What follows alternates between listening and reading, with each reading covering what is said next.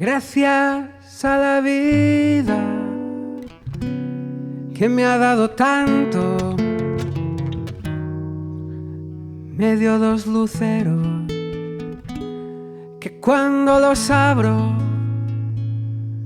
perfecto distingo lo negro del blanco, y en el alto cielo su fondo estrellado,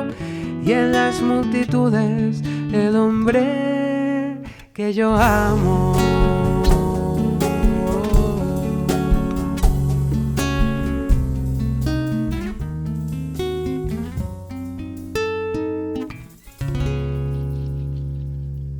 Gracias a la vida que me ha dado tanto, me ha dado el oído que en todo su ancho graba noche y día, grillos y canarios, martillos, turbinas, ladridos, chubascos y la voz tan tierna de mi bien amado.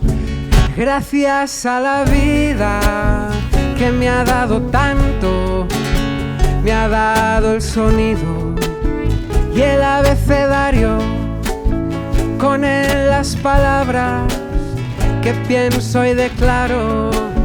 madre, amigo, hermano y luz alumbrando la ruta del alma de mi bien amado. Gracias a la vida que me ha dado tanto, me ha dado la marcha de mis pies cansados, con ellos anduve ciudades y charcos, playas y desiertos, montañas y llanos, y la casa tuya, tu calle y tu patio. Gracias a la vida que me ha dado tanto,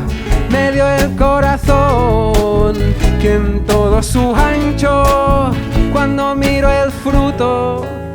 del cerebro humano, cuando veo el bueno tan lejos del malo, cuando veo el fondo de tus ojos claros.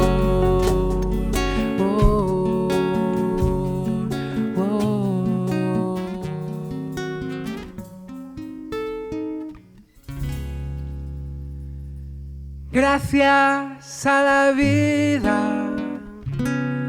que me ha dado tanto, me ha dado la risa y me ha dado el llanto, así yo distingo dicha de quebranto,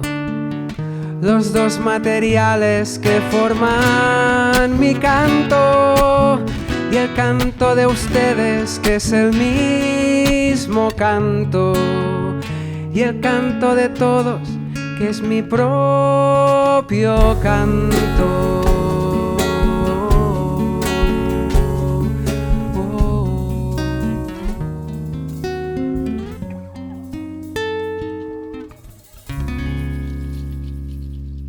Gracias a la vida